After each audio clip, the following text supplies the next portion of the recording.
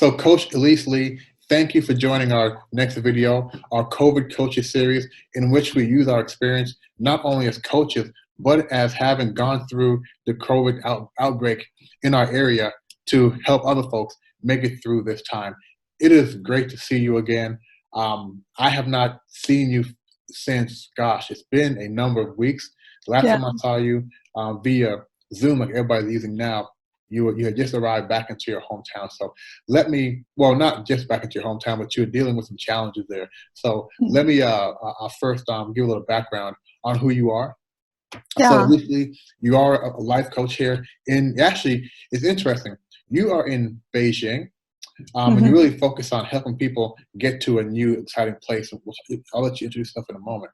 But your story is very interesting because just as people are seeing globally, the impact of the coronavirus outbreak was fast. Yes, there were things we saw coming, but the change in our daily life happened almost overnight.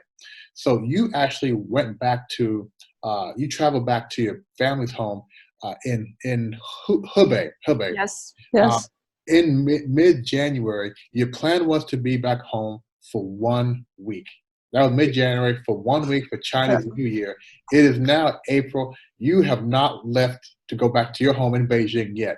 That's about 10 weeks. So you've been on an extended homestay. I don't say lockdown or quarantine.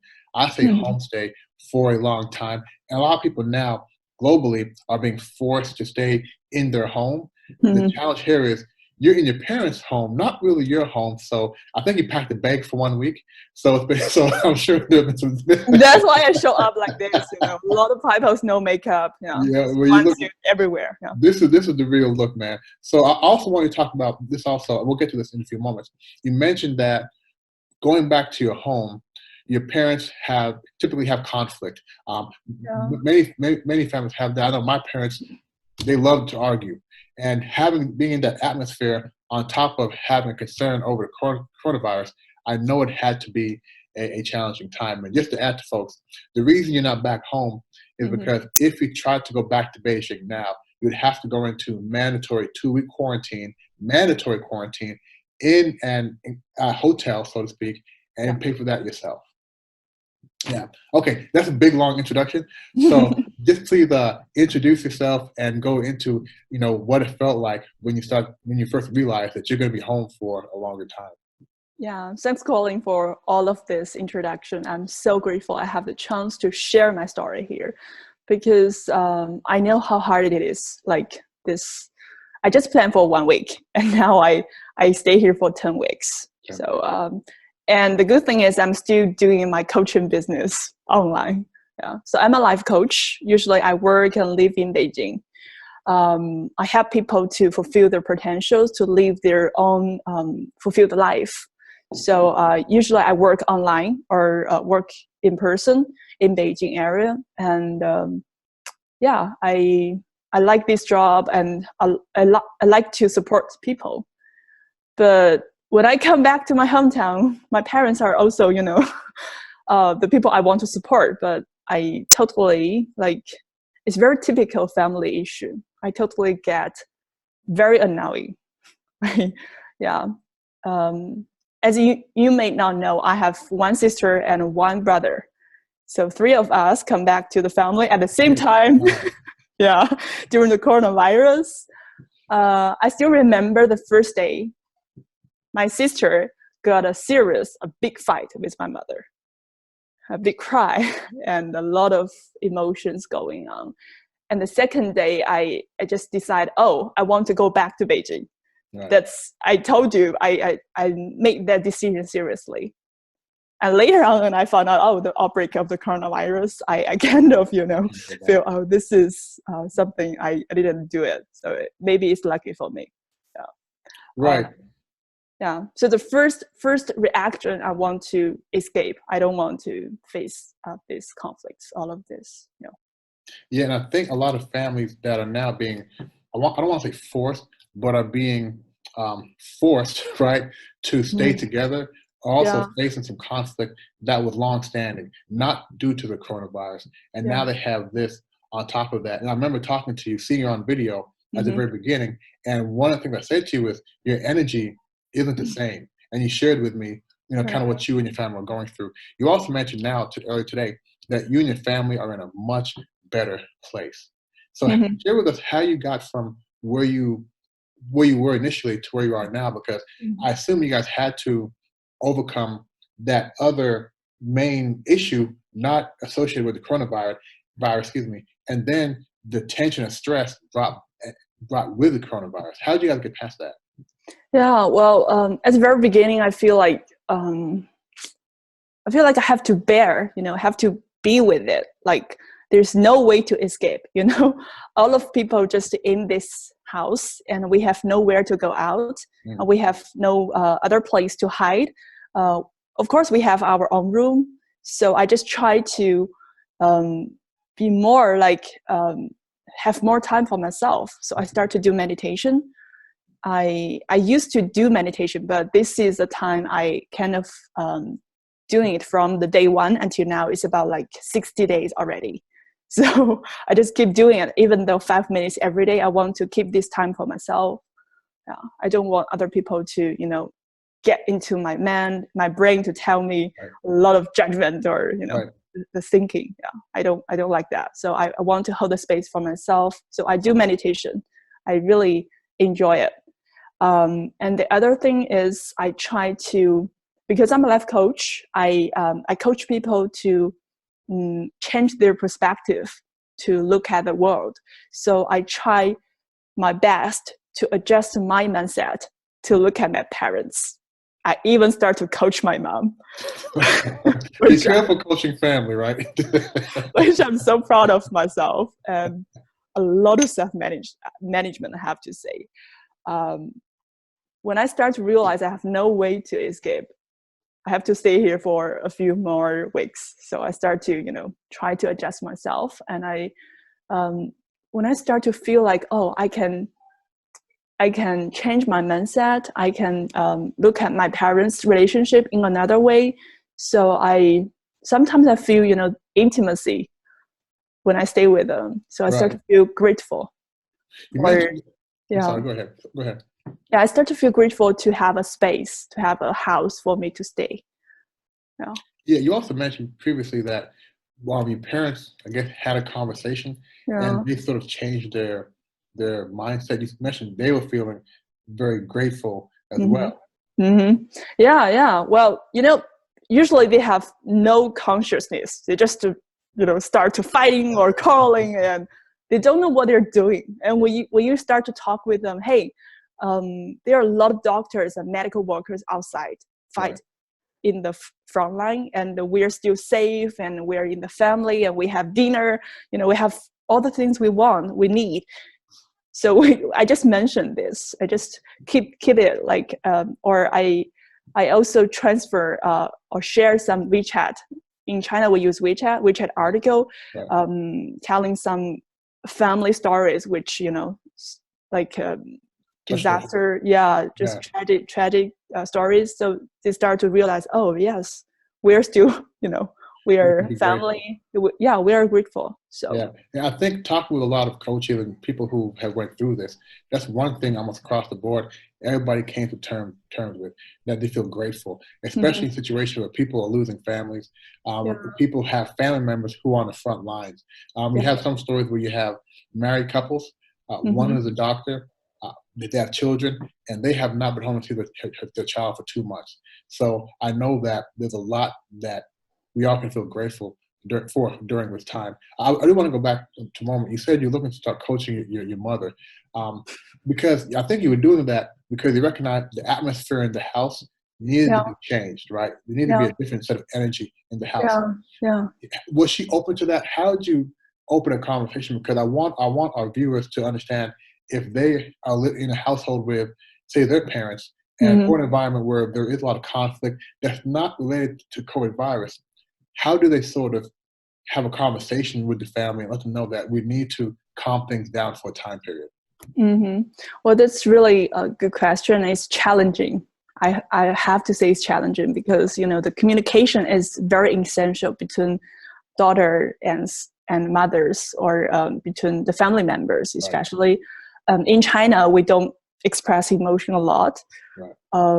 So it's hard for me to, to really like I don't tell my mom like I love you or I really appreciate this. I don't. Let me say this on your behalf. Yeah. Most people in China don't tell their parents they love them. So it's not that you don't love her. You just don't verbally do that, right? It's just not part of the culture. Let me clarify there, so people don't think that you just right. No. We're just not good at to speak about this love or emotions, this kind of feelings. So but I still feel like the communication is very important for us. I start to, the first step actually I use is listening as a coach. Because when you cannot listen what they're really talking about, you cannot ask questions or you cannot communicate. So I try to listen what is behind their talking. Like sometimes my mom is complaining about many things about me, like my look, my hair, everything, and my boyfriend, so blah blah blah. So I heard her is she cares about me. So I start to share some details about the life when I live in Beijing, about my coaching business, about my growth. So I just start to use coaching skills to So during this time, were you looking to, what was your goal here, right? You mentioned that you were coaching her and trying to understand what's going on between her and your father. Was it more to sort of help resolve that, or more of saying, we're in a strange time, we're going to be home together as a family, we need both of you guys to sort of calm things down? Or, when kids talk to their parents, or children talk to their parents don't really listen. Right, they're gonna go their own way typically. So what was the goal? Were you trying to just improve the environment, or were you just, I have all the time on my hand, I'm a coach, let me try to help their marriage? Well, that's a good one. Well, first, my mom realized she has her own issue about her marriage, which she knows that very clearly that she needs help. But why am I should be the person who help her? Maybe this is her doubting point. Well, I have to say, this is not happen just overnight. This communication or coaching things. I kind of doing a lot of homework before this happened. I communicate with her a few times about my coaching business, about my life changes after I start coaching, after I start to support people to grow. So she suddenly realized, okay, wow, Elise just growing up, or she's totally different person. So we have some trust in between. Okay. Yeah. Now, I think this is interesting because, as you mentioned, this is how you're sort of coaching your mother in general. Right? And from what I understand, you and your siblings don't usually go home. So it's just your parents there for a long time. And a lot of times families live in the same house, but they're coming and going, and they're not addressing a lot of things. So you were looking to address that particular thing about your parents' marriage. Overall, though, did you and your family have any, or what conversation did you and your family have about the time you're spending together and the changes that you need to make in your life? For example, were you guys able to go freely outside and inside? Well, at very first few weeks, we cannot. Okay. Just recently, we can go out, but we have some like card. Yeah, we have to register. Yeah. So. Right. So how did that, again, did the fact that you guys, first of all of you and your siblings planned to stay home just for a few weeks, 1 week actually. And now you, I'm not saying stuck together, now you're happily together for a longer time. And again, the COVID bug is outside knocking on your door. How are you guys able to not get overcome by concerns and fears of the COVID virus? Well, actually, my sister, she lives in Singapore, so she just went back to Singapore. Okay. After the outbreak, maybe the first days, like after the Chinese New Year, the first day. Get out while she can. Yeah, she went back, and at the time, we have a lot of discussion. So where is the most safe place to leave. Maybe it's my hometown or Singapore. Right. So we decided it's Singapore. So she just went back. And my brother also went back to Shanghai the other day. So just leave me here to take care of my mother and father issue. So when did your brother come back to Shanghai? How long ago? It's about after Chinese New Year, 7 or 8 days. Yeah. Okay. Yeah. During that time, I know a lot of people that were in various places in China were rushing to get back to their home because they knew that if you don't get where you want to be, you can't travel. And Beijing was different because Beijing being the capital, right? And they had more cases in Beijing because Beijing and Wuhan are sort of close in area. I know that it was much more difficult to travel. So overall, and I want to get the lessons from your experience, right? You guys, it seems like you guys did a very good job on not letting the additional COVID scare. Now, perhaps it's because the conflict you guys had before was bigger, than the COVID. But I know. But I have to say, this kind of conflicts or this kind of communication or all of these things happen. It's kind of like we are being forced to be together, to deal with the issue, to face the problem. Yeah, and we. Just the other day, I hugged my mother, crying like a shit. I shared with her a lot of story, in the pain in my life. How did she react to that? Well, she just hugged me and comforted me.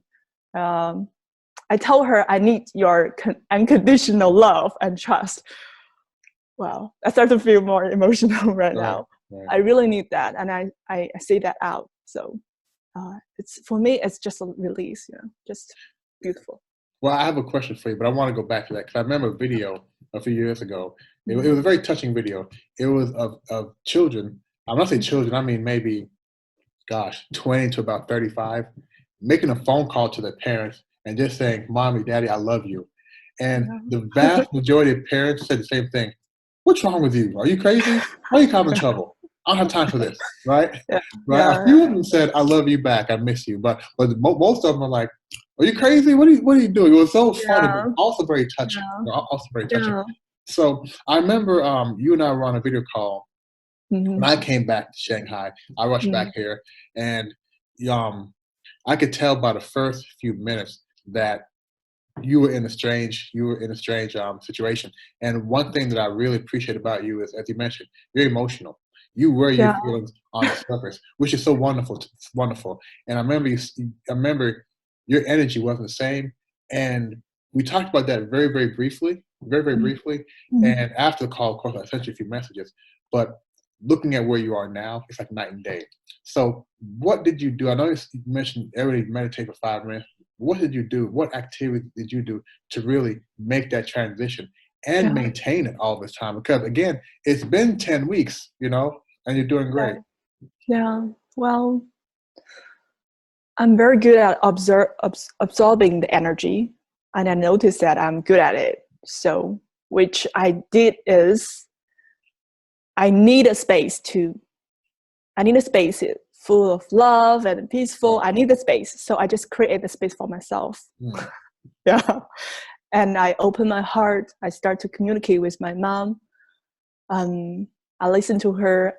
I accompany with her more. So I just start to consciously build up this, relationship.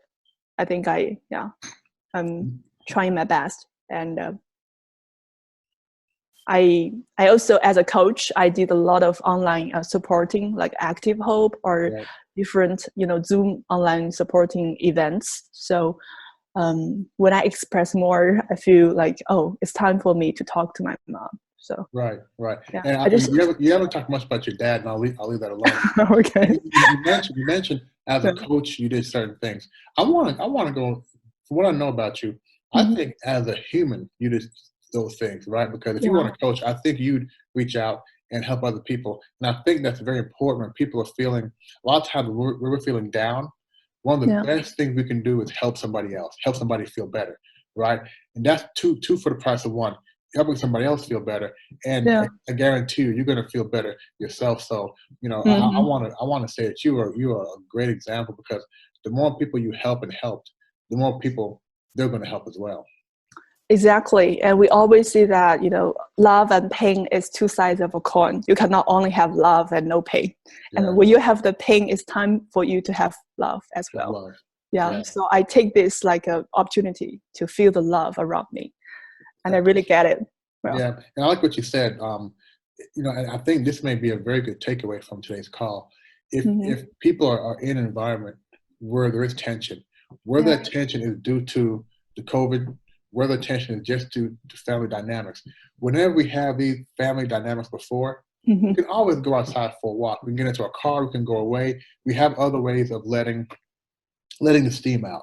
But now we have less opportunities to let the steam out. And you mentioned that you created a space for yourself. And I think the way you describe, the way you meditate, you could create that space for yourself in the midst of turmoil, so to speak, as long as you have a small area that you can really make yourself and find a way to let your mind drift and have positive thoughts. Yeah.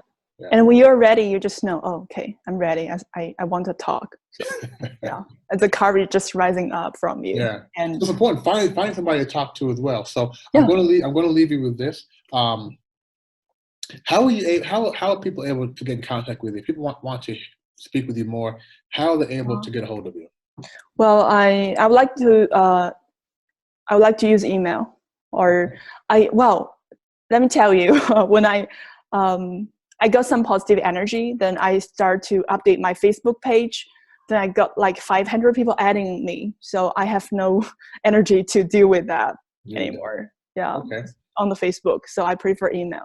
Okay, email. So your information will be up here as well. I think we may have a link to your YouTube page as well. I know the YouTube page is not in English, but it's an international, so you may have some folks there as well. I will say to you, catch up on your Facebook. You have time now.